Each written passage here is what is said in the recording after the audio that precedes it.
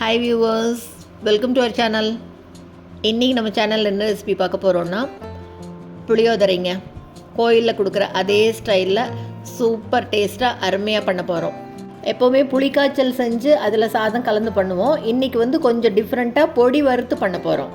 இதுக்கு சின்னதாக ஒரு மசாலா வறுத்து அரைச்சி பொடி பண்ணி அந்த பொடி வச்சு இந்த புளியோதரை பண்ண போகிறோம். சூப்பரான இந்த ரெசிபி எப்படி பண்ணுறதுன்னு பார்க்குறதுக்கு முன்னால் இப்போ தான் நம்ம சேனலை ஃபஸ்ட் டைம் பார்க்குறீங்கன்னா கண்டிப்பாக சப்ஸ்கிரைப் பண்ணிவிட்டு பாருங்கள். கூடவே பக்கத்தில் இருக்கிற பெல் ஐக்கானில் ஆளுங்கிறத தட்டி விடுங்க. ஸோ நான் போடுற வீடியோ எல்லாமே உடனுக்குடனே நோட்டிஃபிகேஷனை வந்துடும். வாங்க இந்த கோயில் புளியோதரை எப்படி பண்ணுறதுன்னு பார்க்கலாம். இதுக்கு முதல்ல ஒரு நல்ல பெரிய எலுமிச்சம்பழ சைஸ்க்கு புளியை ஊற வச்சுருக்கேன். கொஞ்சமாக தண்ணி விட்டு ஊற வச்சுருக்கேன். பாருங்கள், இந்த அளவுக்கு புளியை ஊற வச்சுருக்கேன். இது நல்லா ஊறி இருக்குது. இப்போது கரைச்சி எடுத்து வச்சுக்கலாம் முதல்ல இதைய. இதுக்கப்புறம் தண்ணியெல்லாம் சேர்த்த வேண்டாம். ஊற வைக்கும்போது விட்ட தண்ணியே போதும். இதிலையே நல்லா கெட்டியாக கரைச்சி எடுத்து வச்சுக்கலாம். இப்போ ஒரு வாணலியில் இந்த மசாலா வறுத்து அரைச்சிக்கலாம். 1 டேபிள் ஸ்பூன் அளவு சீரகம், 1 டேபிள் ஸ்பூன் மல்லி, 1 டீஸ்பூன் அளவு மிளகு, 1 டேபிள் ஸ்பூன் அளவு எள்ளு, வெள்ளை எள்ளு சேர்த்துக்கிறேன். இப்போ இது கூட காரத்துக்கு காஞ்ச மிளகாய் 8லிருந்து 10 மிளகாய் சேர்த்துக்கலாம். கூடவே ஒரு கொத்து கருவேப்பிலை, கடைசியாக ஒரே 1 டீஸ்பூன் கடுகு. இது எல்லாத்தையும் இப்போ லேசாக வறுத்து விட்டுக்கலாம். எல்லாத்தையும் ஒன்றா போட்டு நான் வறுக்கிறேன். நீங்கள் தனித்தனியாக வறுக்கிறதுனாலும் வறுத்துக்கலாம். மிளகு, சீரகம், எள்ளு எல்லாமே நல்லா பொரிஞ்சு வரணும். அடுப்பை மீடியம் ஃப்ளேமில் வச்சுட்டு நல்லா வறுத்து விட்டுக்கலாம். கைவிடாமல் ஒரு 2 நிமிஷம் வறுத்தோம்னா போதும். எல்லாம் ஒரே மாதிரி அப்படியே வறுபடும். பாருங்கள், நல்லா சத்தம் கேட்குது பாருங்கள். இந்த மாதிரி பொரியணும். இந்த அளவு எல்லாம் நல்லா வறுபட்ட உடனே இப்போ அடுப்பை ஆஃப் பண்ணிவிட்டு இதை எடுத்து ஆற வைக்கலாம். இது நல்லா ஆறினதுக்கப்புறமா ஒரு மிக்ஸி ஜாருக்கு மாற்றிட்டு பாருங்கள், இந்த மாதிரி கொரகொரப்பாக அரைச்சி எடுத்துக்கணும். ரொம்ப பவுடர் பண்ண வேண்டாம். இந்த மாதிரி அரைச்சி எடுத்து வச்சுக்கலாம். இருக்கட்டும்.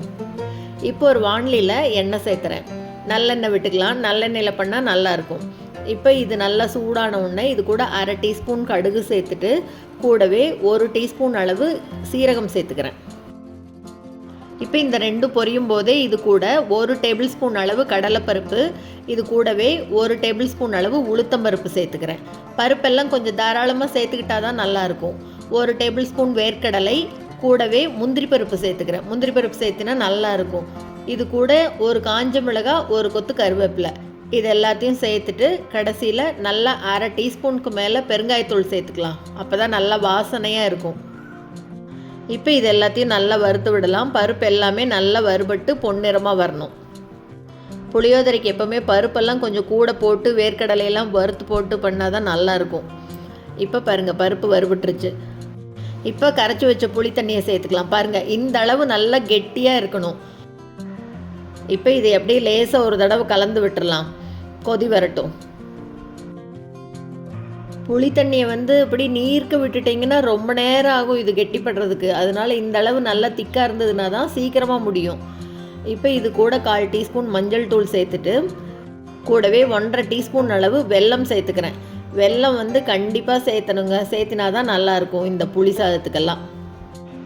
நல்ல புளிப்பு காரம் எல்லாத்தையும் பேலன்ஸ் பண்ணி கொடுக்கும். இப்போ புளி தண்ணியோட பச்சை வாசனை போகிற வரைக்கும் கொதிக்க விடலாம் ஒரு 2 நிமிஷம்.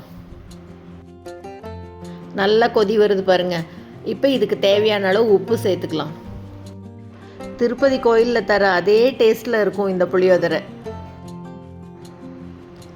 நல்லா கலந்து விட்டதுக்கப்புறமா இப்போ இது கூட நம்ம வறுத்து அரைச்சி வச்சோம் இல்லையா, அந்த பொடியை சேர்த்துக்கலாம். இந்த பொடி உங்களுக்கு ஜாஸ்தியாக இருந்ததுன்னா மிச்சம் வச்சுட்டு நெக்ஸ்ட் டைம் பண்ணும்போது கூட செய்யலாம். ஆனால் நான் இன்றைக்கி ஃபுல்லாகவே தான் சேர்த்துறேன்.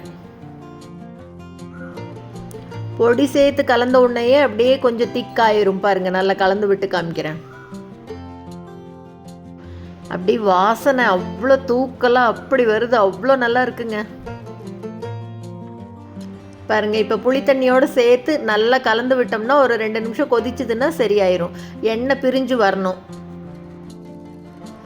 நல்லா அப்படி எண்ணெய் பிரிஞ்சு வருது பாருங்கள், தெரியுதா? இந்த அளவுக்கு கொதிச்சுதுன்னா போதும். அப்படியே கலரே மாறிடுச்சு பாருங்கள்.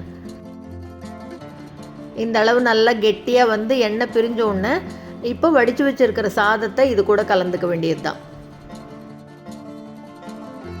ரைஸ் குக்கரில் இருக்கிற கப்பில் 1.25 கப் அளவு சாதத்தை நல்லா உதிரியாக வடித்து எடுத்து வச்சுருக்கேன். அந்த சாதத்தை அப்படியே மெதுவாக கொஞ்சம் கொஞ்சமாக சேர்த்துக்கலாம். அடுப்பை ஆஃப் பண்ணிட்டேன். அடுப்பை ஆஃப் பண்ணிட்டு தான் இந்த சாதத்தை சேர்த்து கலந்துக்கிறேன். சாதம் உடையாமல் அப்படியே மெதுவாக நல்லா கலந்து விடலாம்.